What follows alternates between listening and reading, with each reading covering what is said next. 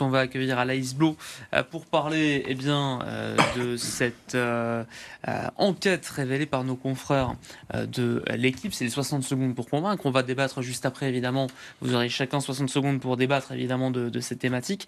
60 secondes pour convaincre, ma chère Anaïs, nos confrères de l'équipe qui ont publié donc une enquête sur la cité de la Castellane et notamment le foot. Là-bas, le foot, en fait, cherche à reprendre place, à regagner du terrain, si j'ose dire, pour lutter contre la délinquance, notamment narcotrafic, etc., etc. Est-ce que le foot peut combattre la délinquance? C'est la question que je vais vous poser dans un instant. Mais d'abord, que dit cette enquête de nos confrères? Eh bien qu'à la Castellane, le regard se lève souvent sur une fresque bien connue, celle de Zinedine Zidane, enfant du quartier, mais au pied des immeubles, le quotidien est tout autre. Le trafic de drogue continue de peser lourd avec un chiffre d'affaires estimé à près de 100 000 euros par jour.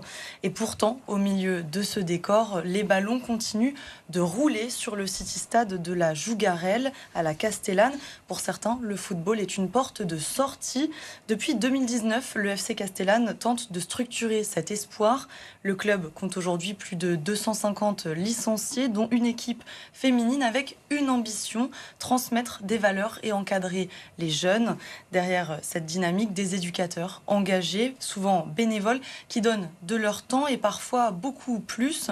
Ils sont à la fois coachs, chauffeurs, mais aussi des repères du quotidien pour ces jeunes.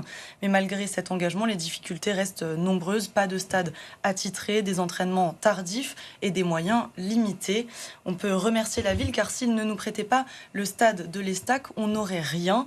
Mais chaque année, on part de plus loin, de l'extérieur. Tout le monde voit que le club tourne bien, mais nous, on est dedans, on sait ce que ça demande, résument les éducateurs.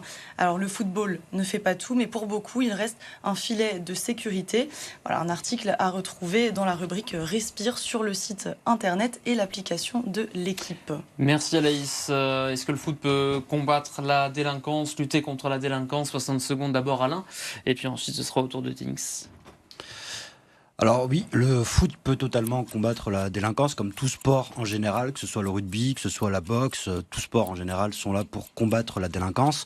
Il faut savoir que ce sont les premières personnes qui sont sur le terrain, ces éducateurs qui sont là constamment pour sortir ces jeunes de leur quotidien, de leur quartier, leur donner envie de jouer, leur donner envie d'avoir une cohésion d'équipe, leur donner envie de voir autre chose, des sorties le samedi, des sorties le dimanche en équipe. Et donc oui, ça a toujours été un moyen contre la délinquance et on en a besoin. Et moi, je remercie tous ces éducateurs sportifs qui sont là au quotidien pour tous ces jeunes. Voilà pour les 40 secondes, même pas 35. Il a été bref et concis, Ouais. Alain. Assez court en général. Comme ça qu'on le reconnaît. Enlevez-moi des idées de la tête. Dings, 60 secondes aussi pour convaincre. Allez, je vais continuer sur tes propos. Oui, le football est un vecteur d'émancipation. Le sport en général est un vecteur d'émancipation face à tous les maux de notre société. Dans cet article, on voit que le FC Castellane remercie la ville de Marseille pour le peu de moyens qu'il leur donne. Mais en réalité, ils n'ont même pas à remercier. C'est nous et c'est tous les acteurs politiques autour qui doivent remercier tous ces clubs et tous ces structures associatives qui se démènent au quotidien avec les moyens qu'ils ont, le peu de moyens qu'ils ont. Reste encore à réussir à faire la part des choses entre ceux qui malheureusement professionnalisent le football amateur et qui justement le rendent un peu fade, et ceux qui justement vont dans les racines et essayent d'apporter l'accès au sport à tous les jeunes Marseillaises et Marseillais. Voilà pour les 40 secondes, 45. On est sur un timing respecté. On est Ça se voit qu'on n'a pas des politiques en plateau. Merci messieurs pour ces propos introductifs. Là, vous continuez de réagir aussi, vous donnez votre avis. Est-ce que le foot peut combattre la délinquance? On a une réaction par rapport au précédent sujet, au 06 12 10 18 44 à 10h15. C'est un téléspectateur qui nous donne pas son prénom, mais qui propose d'instaurer une loi pour les campings qui hors saison sont à un certain prix, mais qui en saison gonfle de façon exponentielle et apparemment abusive les tarifs. Sur la question du foot pour combattre la délinquance, c'est vrai que Anaïs le disait et nos confrères de l'équipe le soulèvent, c'est que malgré effectivement les fractures qui peuvent exister, j'allais dire, entre les cités et les centres-villes, mais peut-être même et sans doute au sein même des cités, il y a le sport comme tissu. On parle souvent de tissu social, là c'est tissu au sens premier du terme. Le sport reste un vecteur important. Est-ce qu'aujourd'hui, même à Marseille, ville du foot, il est sous-estimé ce vecteur ? Complètement.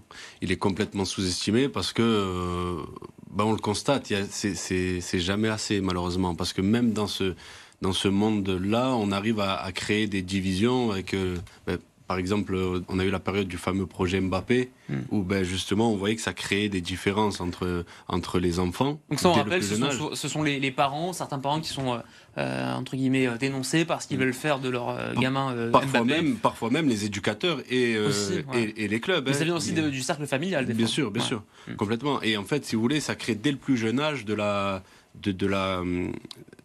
rivalité entre les enfants, alors que purée, quand on fait du sport, quand on est jeune, le seul souci qu'on doit avoir, c'est de prendre du plaisir, c'est tout. C'est prendre du plaisir et de découvrir autre chose. Comme vous l'avez dit, ça permet de créer du lien entre le nord, le sud. Quand le samedi, on a des tournois ou autre, ça nous permet de voir autre chose, de voir une autre partie de la ville, d'autres personnes, rencontrer des gens. Et des fois, retrouver des copains. Bien sûr. Ouais, qui sont dans un autre collège et et dans un autre quartier qu'on ne voit pas spécialement tout le temps, et tu les retrouves à ce moment-là pendant un match. C'est ça. Et ça, je te rejoins, c'est totalement, c'est convivial et c'est important. Souvent, vous avez des jeunes qui vous expliquent directement ou indirectement que s'ils sont dans cette délinquance-là, dans le narcotrafic, c'est parce qu'ils doivent gagner de l'argent. Pour eux, c'est une porte d'entrée vers justement vers des revenus, pour eux et pour leur famille, bien souvent.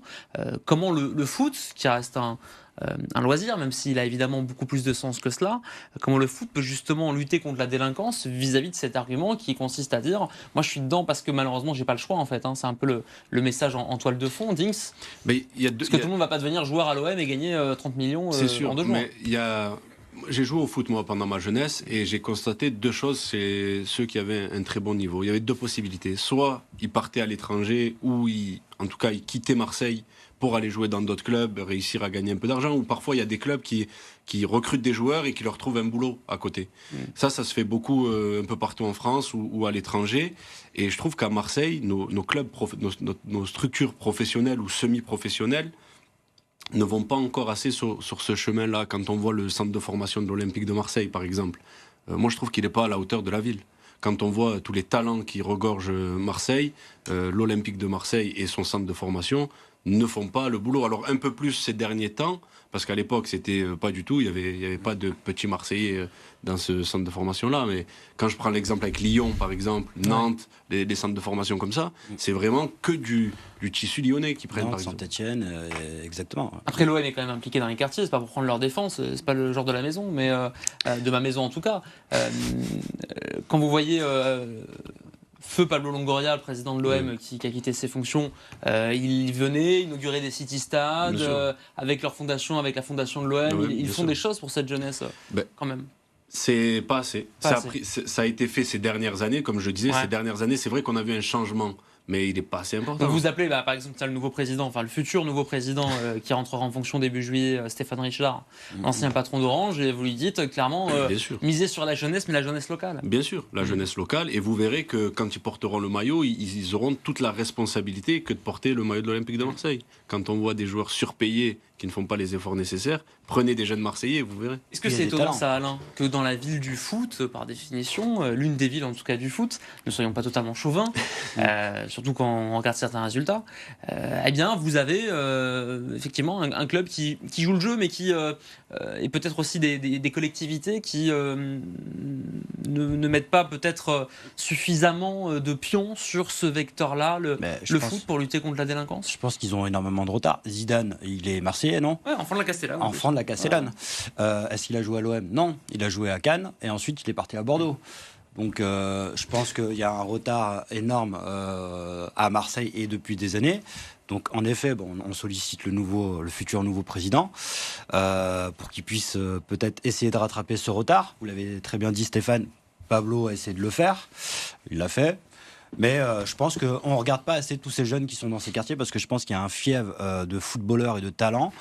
Et pour revenir par rapport à la délinquance et au narcotrafic, vous savez, le sport, ça crée de l'adrénaline. On crée de la motivation, on crée des champions. Et les champions, on les crée donc en les entraînant, en les motivant et en les encourageant. Et peut-être qu'en allant chercher ces jeunes-là dès leur plus jeune âge, 6, 7, 8 ans, dès qu'on rentre, que ce soit au rugby, parce qu'il y a le SMUC aussi, c'est un très beau club, on parle de foot, mais il y a aussi le rugby. Et en les encourageant à faire du sport, peut-être que ces jeunes-là oublieront l'autre côté et éviteront d'aller chiner ou vendre de la drogue. Il y a Linda qui nous dit par SMS, message WhatsApp, qu'il faudrait aussi peut-être réduire les prix de certaines licences. Licences aussi, c'est cher. Oui, complètement. Vous avez vu freine l'accès aux disciplines. Les prix des licences, ils se sont multipliés ces dernières années. Là, aujourd'hui, vous avez des clubs qui les font à 300, 400, 700, jusqu'à 600 en fonction de la renommée du club et de l'équipement qu'ils fournissent. Mais on marche sur la tête.